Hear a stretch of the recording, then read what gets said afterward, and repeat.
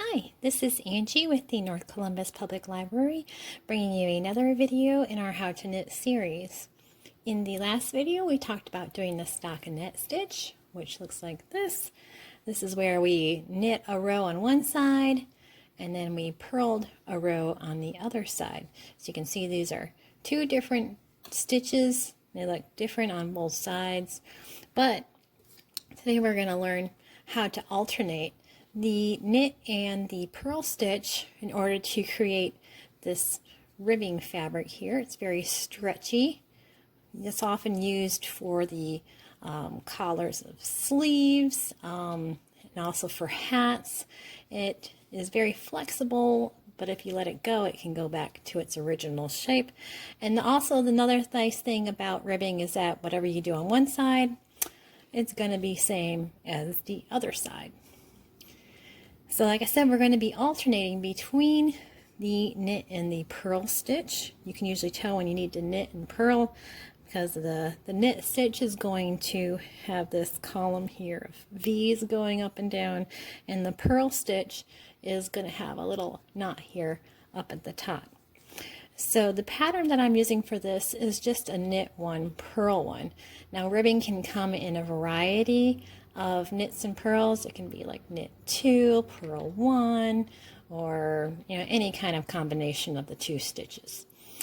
So to get started, I am going to get a hold of my yarn here. And I'm going to show you a quick way to tension your yarn. You can hold your yarn like this and knit it just like this, where you're picking it up each time. But another way to hold the yarn is to first start off with the yarn over the top of your pinky. We're going to wrap it around, bring it over the top of the two middle fingers, bring your index finger down, and let that yarn wrap around the top of it. This would allow for the work to be a little bit tighter and a little bit neater than it would be if you were picking up the yarn each time you bring it over the top, which they call throwing. So for our first stitch, we're going to knit. We're going to make sure that the yarn is to the back of the left hand needle. Take our right hand needle, bring it in as if to knit. We're going to bring the yarn in between, knit that first stitch. Now before we purl the next stitch, we're going to bring the yarn back to the front, come from the top, and purl. And then we're going to knit the next one, so we need to bring the yarn to the back of the needle again and knit. Bring the yarn to the front, purl. And we're just going to keep alternating between the knit and the purl stitch all the way down the row.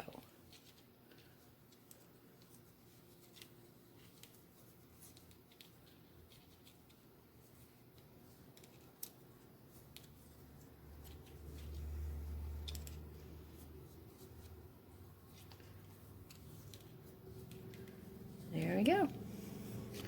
That is some ribbing. Well, you're probably wondering, you've been practicing a lot now, but you haven't figured out yet how to take the work off of your needles without all the stitches falling apart.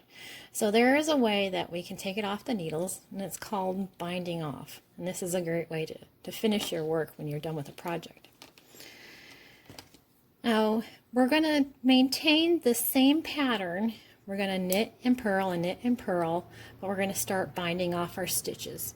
So let's go ahead with our first one here. We're going to knit the first stitch, and then we're going to purl the next. And now we have these two stitches on our right hand needle. Now here's where it gets a little bit tricky. We're going to take the left hand needle this time.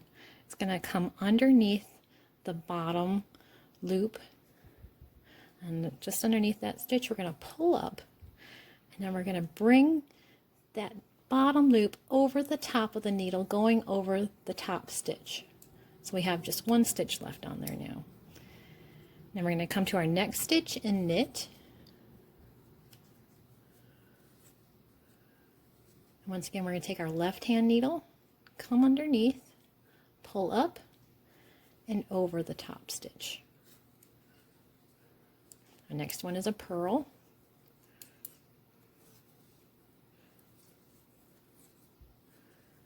Once again, take that bottom stitch, lift it up and over.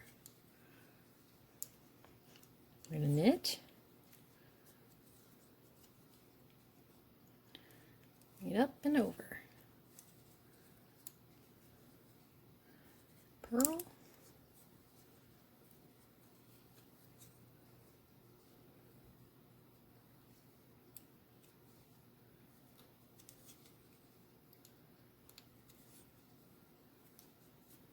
we're just going to keep doing this all the way to the last stitch.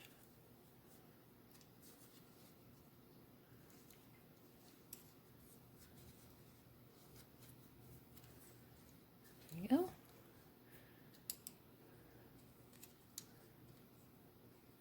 That is not easy. There we go. So we've bound all of our stitches off of the needle. Now we're just going to take our scissors and we're going to clip it from the working yarn. I like to lift it off a little bit here, reach in between, and knot it off. There you go. Now I have a nice little piece of finished work. Alrighty, well thank you for joining me this time. We'll see you next time. We are springing into summer learning at the Chattahoochee Valley Libraries, and the program you just attended is one of the ways you can earn completions. Just go to cvlga.org and look for Spring into Summer Learning. You can register yourself and your family online, and then start reading and attending our online events. That's all you have to do. We're giving away weekly gift certificates, and every completion you make enters you into a grand prize drawing for tablets, games, gifts, and more. Remember, you have to register to win. cvlga.org, and we'll see you online again real soon.